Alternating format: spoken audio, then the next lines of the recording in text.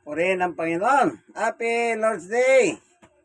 Alam niyo po, yung Happy Lord's Day, sa creation ng Diyos, nilikha ng Diyos ang lahat ng bagay. Pagdating ng ikapito, pinagpala ng Diyos ang ikapito.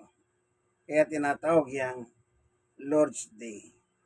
Doon sa mga Hudyo, Sabado yan. Kasi yung kalendaryo nila eh. Pero sa ating mga Pilipino, iba naman yung kalendaryo natin. Yung ikapito is tumatama siyang linggo. Wala namang problema kung Sabado man, kung linggo man. Bakit? Yung bang Diyos sa Sabado, tsaka yung Diyos sa linggo, magkaiba pa ba yun? Hindi po, isa lang naman yun. Kanya lang, pagdating po sa reliyon, masyadong sensitive yung iba. Ay, hindi. Kailangan Sabado. Ay, hindi. Sabi lang, kailangan linggo. Pati yung pinagtatalunan. Kaya nga tanong, iba ba yung Diyos pag Sabado? At iba yung Diyos pag araw na linggo? Ang Diyos naman, isa lang naman yun. Ang Diyos Ama. Okay? Mapasabado man, mapalinggo, Happy Lord's Day po. Nandito tayo upang mag-aral ng Biblia. May dala po akong Biblia. Amen, ang Biblia ng mga pastor. Kasama ko naman po si pangalan. Juan Bautista. Ayan. Sinong lolo? Si Juan Bautista. Ayan. Meron kayong napulot kung related kayo kay Bautista. Ang lolo ay si Juan Bautista ng Biblia. Bakit? Sa dami ng pangalan sa Biblia, si Juan Bautista ang may apelyido. Si Jesus nga walang apelyido eh. Di po ba? Anong apelyido niyan? Wala. Jesus nga pa nga sabi ng angel, itatawag mo sa kanya Jesus. Yun lang ang sinabi ng angel eh. At yun ang sinunod ni Jose at ni Maria. Okay, mag-uundas na po na naman tayo. Maraming mga tao po nagpupunta sa sementeryo. Iba-iba ang kanilang purpose bakit sila nagpunta. Yung iba gusto dumalaw sa kanilang yumao, pero meron dalang mga halak. May mga dalang baraa. May mga dalang musical. Alam niyo po, tahimik ang sementeryo. Dapat solemn yan. Dapat nandun ka, hindi mahingay ka. Kanya lang na. Iba na kayo sa inyo, moderno na eh. Kaya ganun po. Nawawala na yung solemnity pagdalaw ng sementeryo. Ito pa. Meron naman nandun sa sementeryo, may dalang mga mandarasan. Meron naman naghalo o padasal po. Yan. Alam nyo, hindi pa nonulig sa ito. Hindi ko naman po sinabing masama yung magpadasal. Pero kung Biblia po ang ating magiging batayan, ang ipinagdadasal po yung mga taong buhay.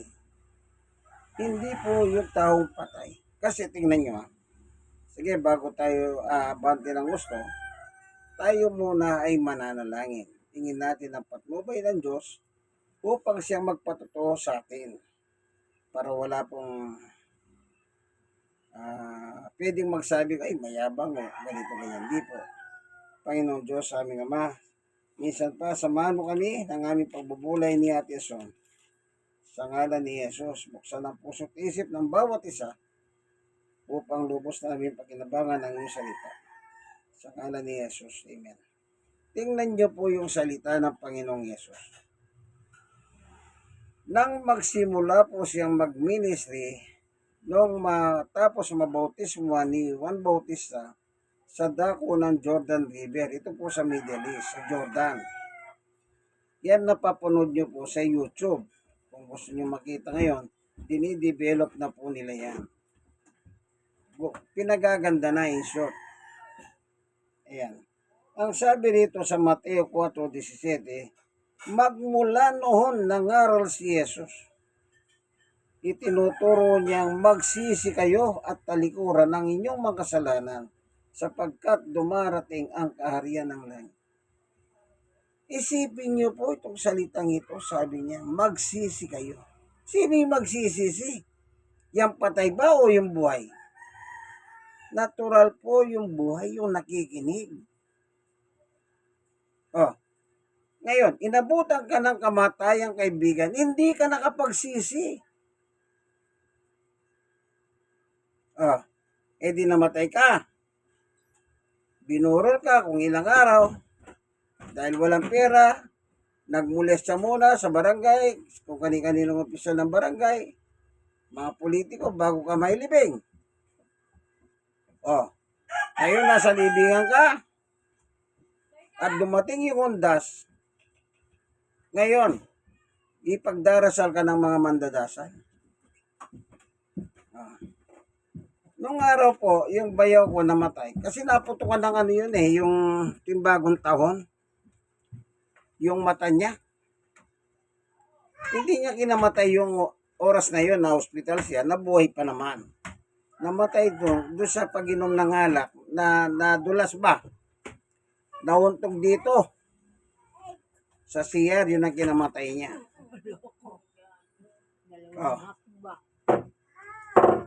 Nung inilibing po siya, kasama po ako sa libing. Sa simbahan, pinagmisa siya. Alam niyo po anong sabi ng pare?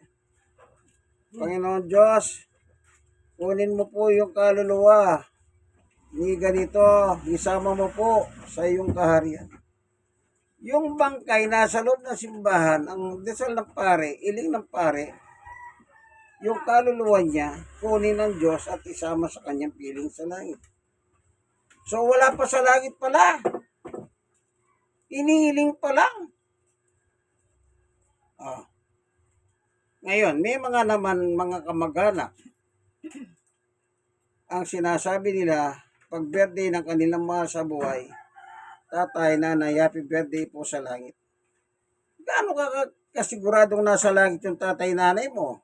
Sinong nagsabing nasa langit sila? Oh. Babasahin ko po ang salita ni Jesus. Si Jesus ang nagsabi, walang tao sa langit Paano ngayon? Yung binabati mo nasa langit? Ito, 1:13. Anong sabi rito? Ni Jesus. Si Jesus po nagsasalita rito Wala pang sino mang umakyat sa langit. Oh. Tapos babati ka. Nay, kakaway-kaway ka. Happy birthday. Yung iba naman, tatay, bantayan mo po kami. Yung patay, walang magagawa sa buhay. Patay na nga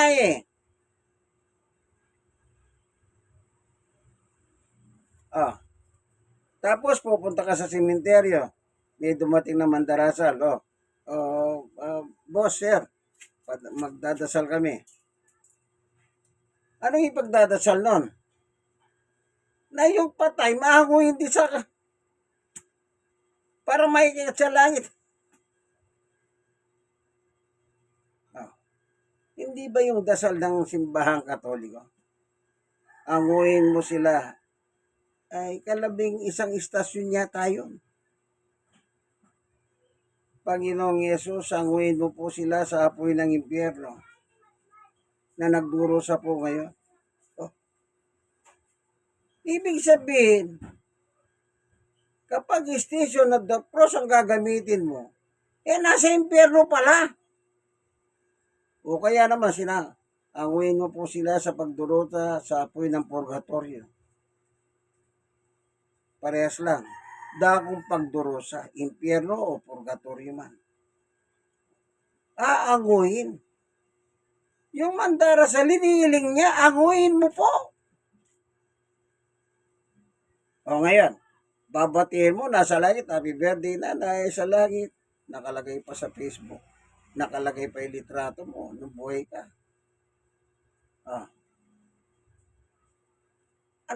Ginugulo po nila yung Biblia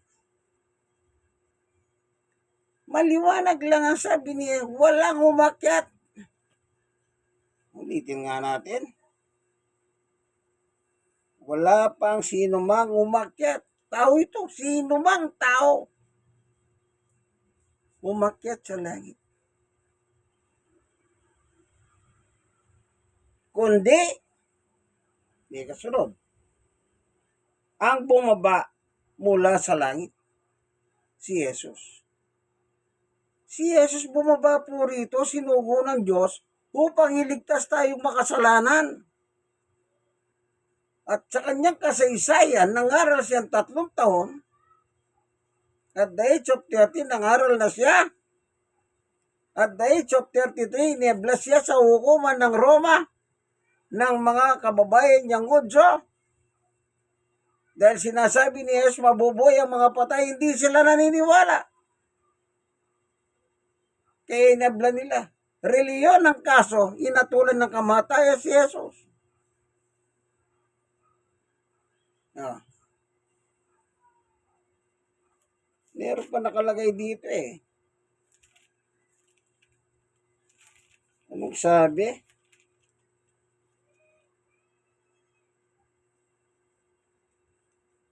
Ito, sa 62 ng 1. Gaano pa kaya kung makita ninyong umakyat si Jesus papunta sa dati niyang kinaroroonan? Ano yung dating kinaroroonan ni Jesus? Bumaba ako mula sa langit.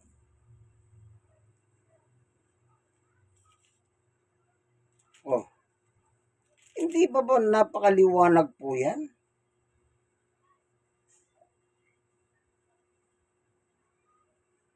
Anong sabi? Dito sa Biblia?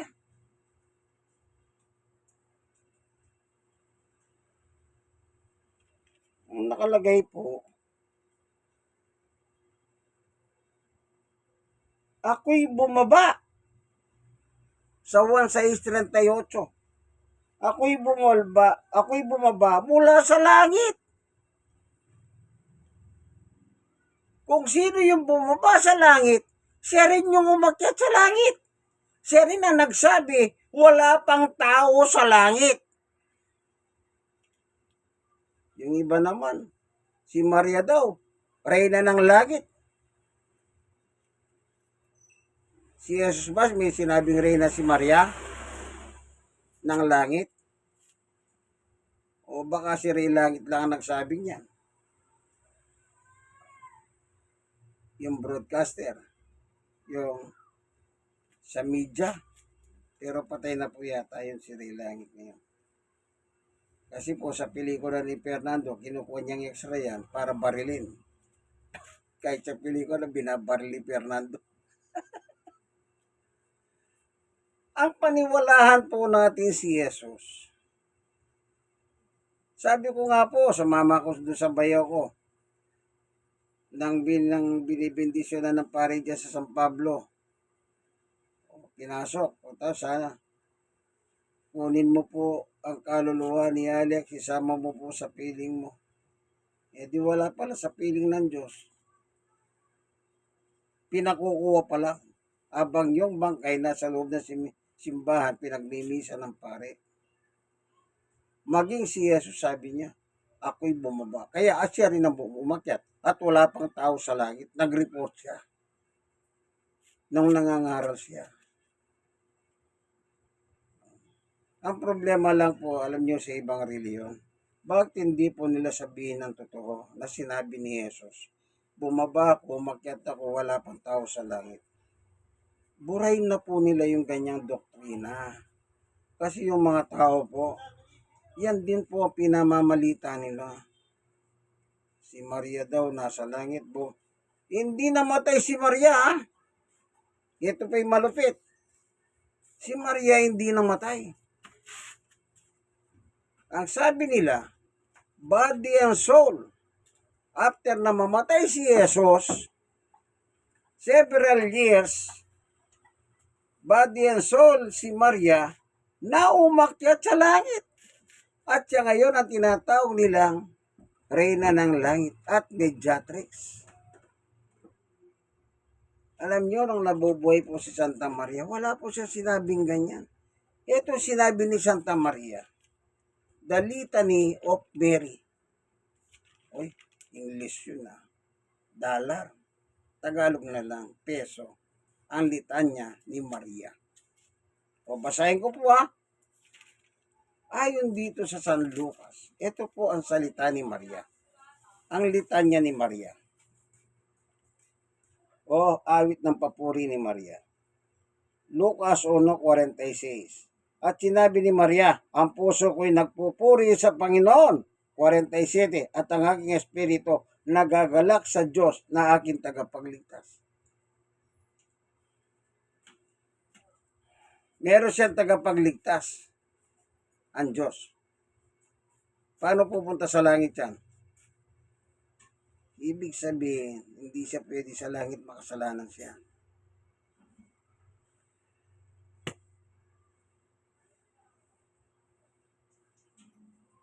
Oh, nakuha niyo po.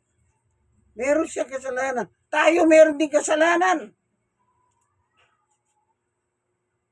Darating ang araw, yung mga sinabi niya, magsisi kayo at talikuran ng inyong mga kasalanan, darating pa in the future. Kung namatay silang mananampalataya, sumusunod sa Diyos, doon sila aakyat sa langit in the rapture. Pero ngayon, wala pang tao sa langit. Magkaka-rapture lang pag si Jesus po bumalik. Oh. Paano nyo sasabihin ngayon? Pag dumalaw ko sa siya, ako, hindi ko pinagbabawal ang pagdalaw dyan ha. Kung gusto nyo magdalaw, dumalaw kayo. Pero wag naman kayo gumawang kahingayan. Silence lang. Ayun po ninyong, para kayong ano ba, tawag dito. Ngayon, living lang, merong banda. Yung solemnity ba, nawawala na. Buro lang. May music. Oh. Nung araw, wala pong ganyan. Sabi nila, high-tech na kasi eh. High-tech na daw. Basta kung pupunta kayo, maganda pong magpunta, ituring nyo pong isang reunion yan. Yung inyong mga kamag-anak na 1 taon, 2 taon na hindi kayo nagkikita, sa ganyang pagkahundas, nagkikita-kita po yan. Yan nagchika-chika sila. Eh kung maingay ka, makakapagchika ba yan? Istorbo ka. Kaya kailangan po manahimik. Yung sinasabi, huwag kayong magdala ng alak, transistor radio, sigarilyo, bara. So po, huwag na kayong magdala. Huwag kayong magdalang bata, baka mawala. Paano biglang umulan? Tang-tang naman, may ganyan. Eh kung biglang lumindol, may kasama kang bata sa sementeryo, eh baka yung bata sa kakatakbo niya, nashoot siya doon sa isang nichong bakante. May baby pa nga. Lagi naman po sinasabi yan, halos taon-taon, huwag kayong magdalang bata. Kung magdala man kayo, lagyan yung tag. Pangalan dito. O kaya, yung lagyan yung tali, sa bewang, itali nyo sa bewang. Para hindi siya maiwalay sa'yo. Di ba nagkakaroon ng problema? Anak! Sasaan ka? Paano kung nasunod sa isang butas? Paano nyo siya makikita? Lagi nyo pong tatandaan niya. Wala pong magagawa ang patay sa buhay. Wala ring magagawa ang buhay sa patay. Kapag patay na, tama na, tapos na ang kanyang adventure sa ibabaw ng lupa. Yung kailangan daw ipagdasal, nananaginip daw, napanaginip. Ewan ko, sa inyo naman napulot yan. Yan panaginip, bunga ng kapaguran. Yan po ang kahulugan ng panaginip sa Biblia. Bunga ng kapaguran. Tatandaan niyo po ito. Meron na pong Biblia, may turo na si Jesus, may turo na ang kanyang mga apostol sa Biblia. Yun po ang paniwalaan natin. Alam niyo po, ito panguli, dito rin sa libro ng Lucas, yung dalawang patay, yung isang patay na maramot, namatay na maramot. Kaya nandun sa apoy ng pagdurusa. Sa San Lucas chapter 16, mula sa 19 hanggang 31. Kung may Biblia kayo, basahin niyo po. Bibrief ko na lang. Parehong namatay. Isang araw parehong namatay. Magkasunod na kamatayan. Yung maramot napunta sa apoy ng impyerno. Kasi maramot eh. Hindi niya pinakakain yung mahirap. Nasa pintuan na niyang bahay. Hindi man lang maagisa ng konting pagkain. Namatay. Namatay din si maramot. Pagmulagat ng mata niya, nandun sa apoy ng pagdurusa. At nakita niya sa paraiso itong si mahirap.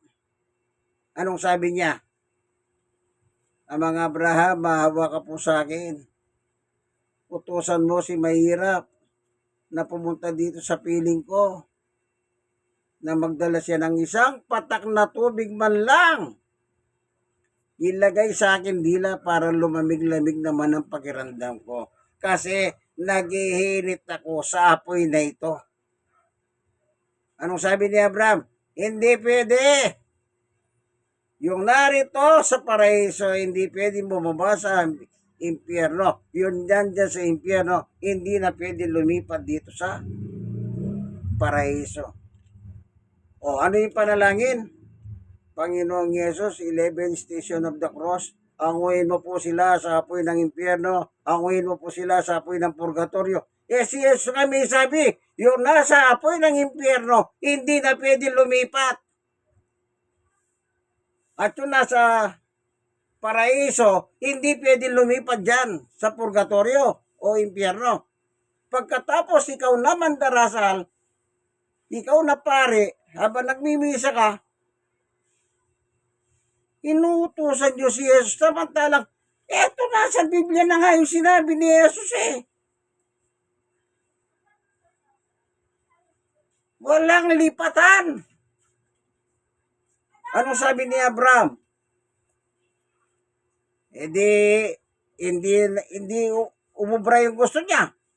Talagang hindi umubra. Si Jesus na nga nagsabi, hindi po pwedeng maglipatan eh.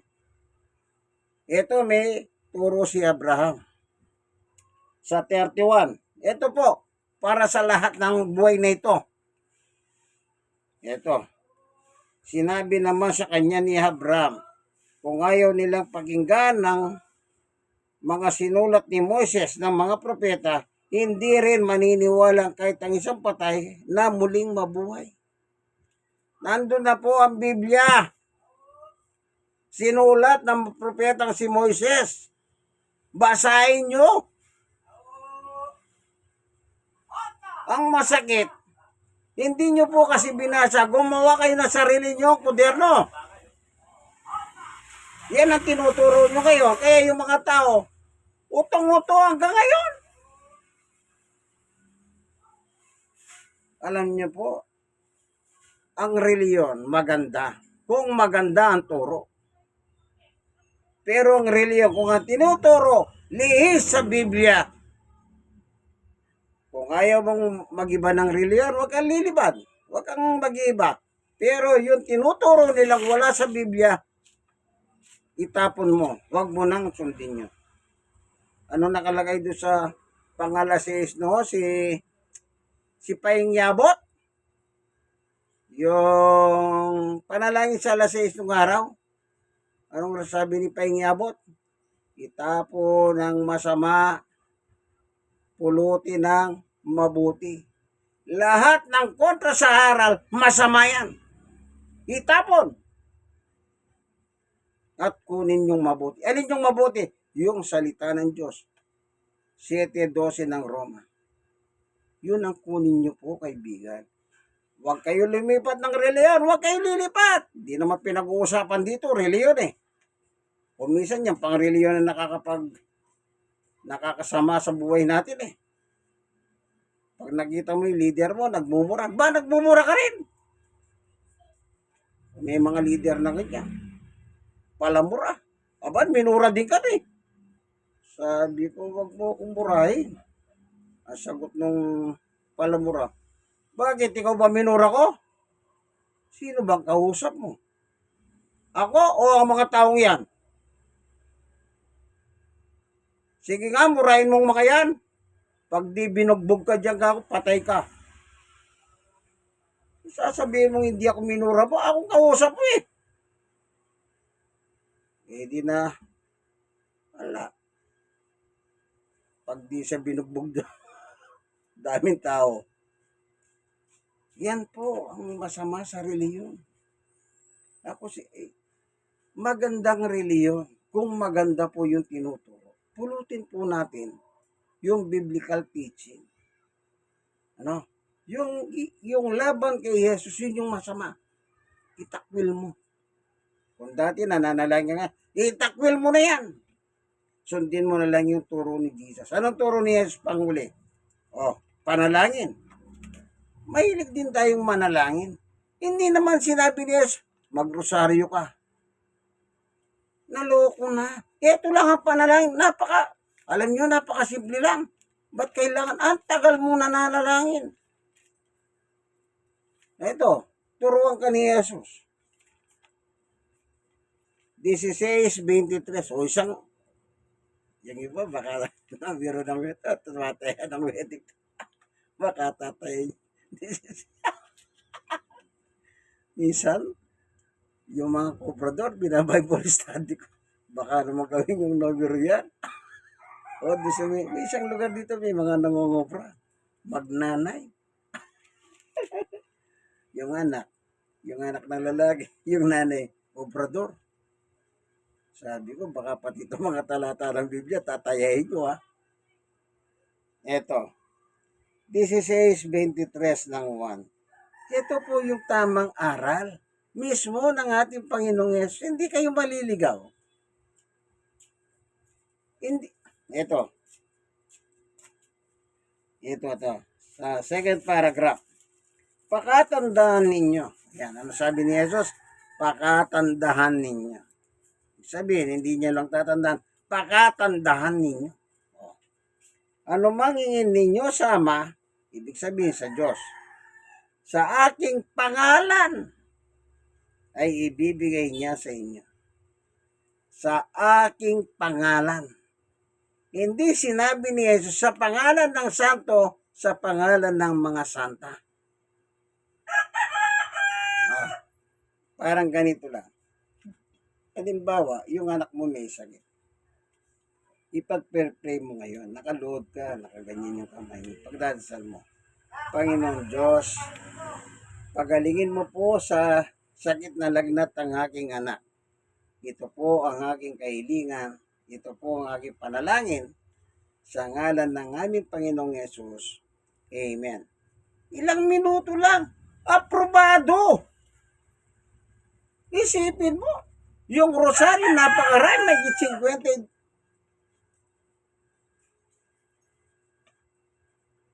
Mali pa. Wala naman po kasi nagturo ng rosaryo sa Biblia.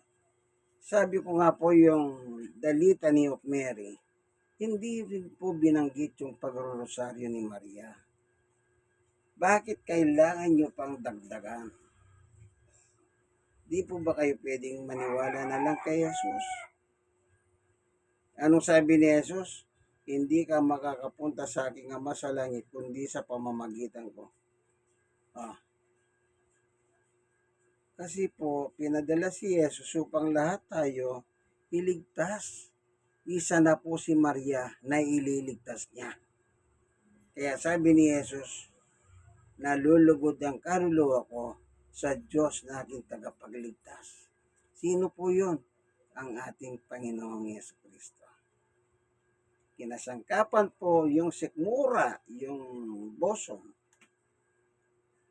ni Santa Maria. Pero hindi po niya anak yun. Anak ng Diyos yun. Salamat. Kaya nga tinatawag Son the Living God. Anak ng Diyos na buhay. Sino? Jesus only. Salamat po, Panginoon Diyos, sa iyong pagpapatuto sa amin sa liwanag ng iyong turo patungkol po sa mga patay. Sana po kayong mga nakikinig, nanonood ng video ito, meron kayong mapulot. Hindi po tayo, yung iba kasi masyadong defensive eh. Masakit kang magsalita. And so forth and so on. Tinitira mo reliyon. Hindi po tinitira. Ipinakikita lang ng Biblia ang kostumbre ng reliyon. Hindi po ako yun. Salamat po, Panginoon Diyos. Buksan mo po ang mga puso't kaisipan ng mga taong nanonood ng video ito. Salamat po para wag silang maging antikristo. Salamat po sa ngalan ni Jesus. Amen. Nasa barangay po kaming 103, Sonit, District 1, Tondo, Manila. Paraiso Street, corner, Lacson Street. Dito po sa Tondo, Manila. God bless us all po, inyong kaibigan kay Jesus, Brother Manny Bautista. Siya naman po, Si Quezon Bautista. sinong lolo? Si Juan Bautista. Approve. God bless us all po.